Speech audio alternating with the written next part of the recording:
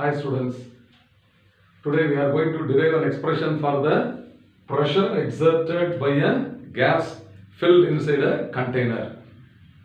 This is a very important 5-mark question, and based on the derivation so many numerical problems can be solved easily.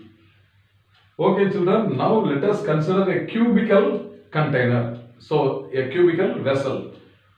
So all sides are having the same area of cross section. I have taken capital A is the area of one wall along the x-axis, okay, perpendicular to the x-axis.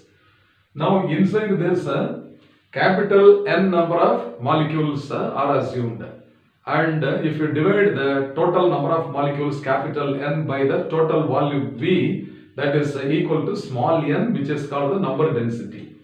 Okay, now let us mention some terms like this. So capital A represents area of each wall. Then M is the mass of a molecule, gas molecule. Then it is traveling along the x direction with the velocity Vx. Vx is the speed of the molecule along the positive x direction. Along the negative x direction it will be minus Vx. Similarly, if there are capital N number of molecules, means 1/3 will be moving along the x-axis, 1/3 is expected to move along the y-axis and z-axis respectively. On an average, it is an assumption based on the kinetic theory of the gas mass molecules. Okay, so Vx is a velocity along the x-axis for one molecule only. Then small n is the number of molecules per unit volume, which is called as number density. Now, inside this container there are total so many number of molecules. We are going to investigate only one molecule. So, one molecule is traveling along the positive x-axis and it is impinging on the wall opposite to it, and it transfers its momentum on the wall, and it is rebounding with the same momentum but in opposite direction. So, the momentum of a molecule moving along the x-axis is going to change. So this change in momentum of only one molecule we are going to discuss first. So for that, in this picture we have shown very clearly m is the mass of one molecule and Vx is the velocity or speed of the molecule along the positive x direction. It falls on the wall, it collides and then it rebounds with the velocity minus Vx in the opposite direction. Okay. So now what is the initial momentum of the molecule before collision? That is mass into initial velocity Vx. Then after collision it is rebounding. What is the final momentum of the molecule? That is minus of m into Vx. So what is the change in momentum of this gas molecule? That is final momentum minus initial momentum. So it is minus of 2 mVx.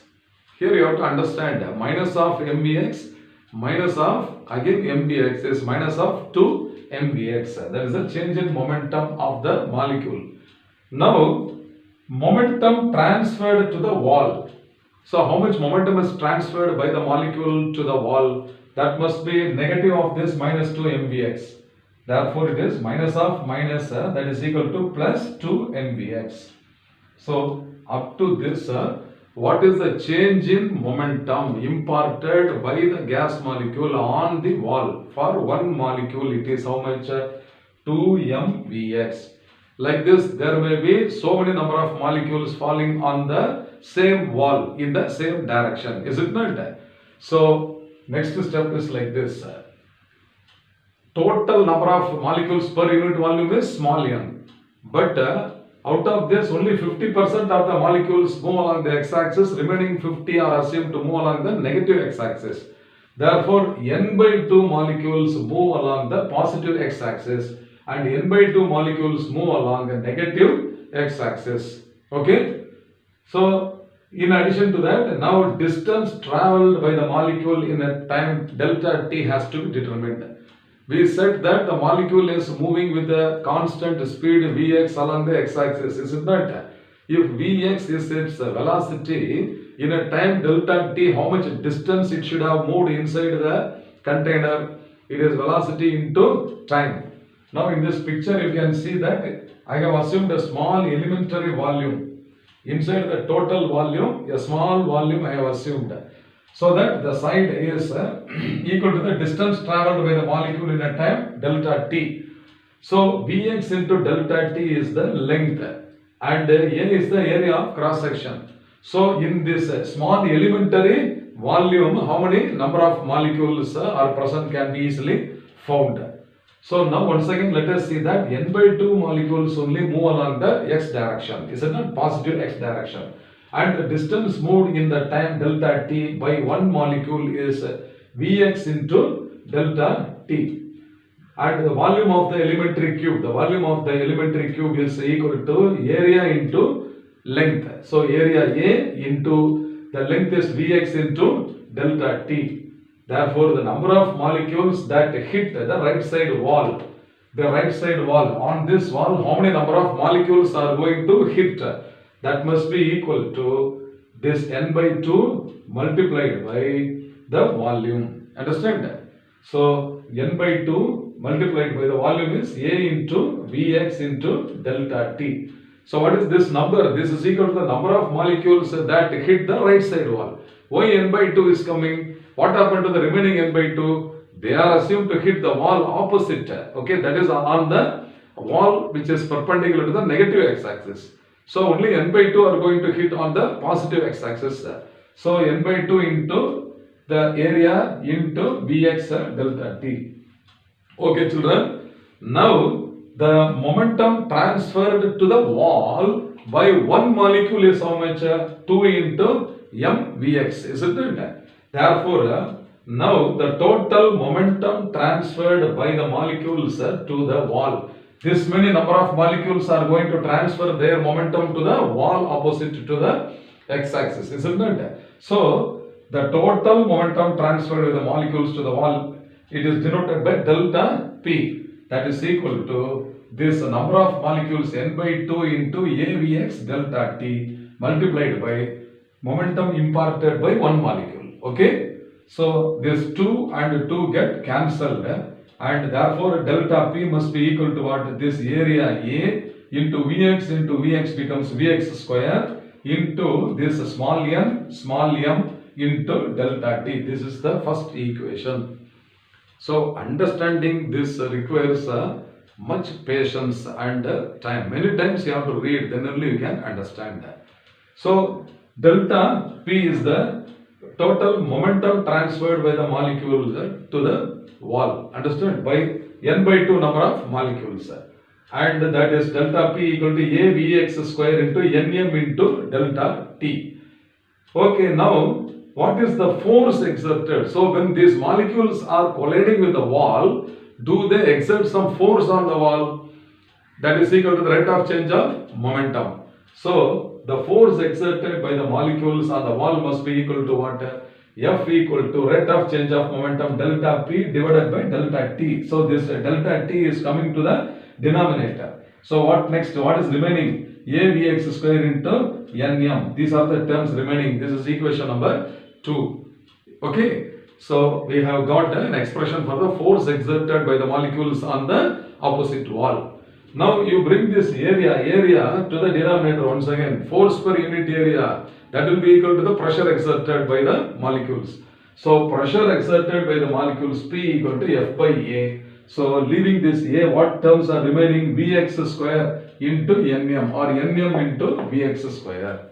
This is one of the main step. Understand, one of the main steps. So the pressure is equal to Nm into Vx square. That is equation 3. Now after this, you have to cool down while reading the topic. What is actually Vx we have assumed? Vx is the speed of only one molecule traveling along the x-axis. But all the molecules have different velocities. So first molecule's velocity is Vx1, next is Vx2, like this up to Vxn. So we take the squares of all the velocities along the x-axis itself and take an average, and that is equal to what? Vx square average. Why we are talking about this average velocity is because different molecules move with different velocities. That is the postulate of the kinetic theory of gases.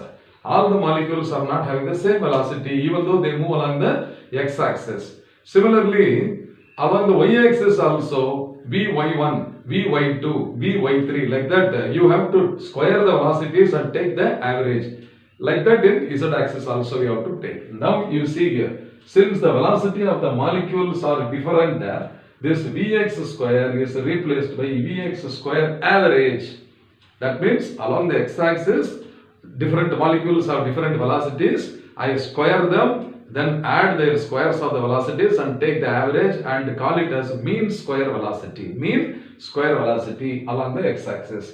That is Vx square. Therefore, the above equation 3 becomes P equal to Nm into Vx square average.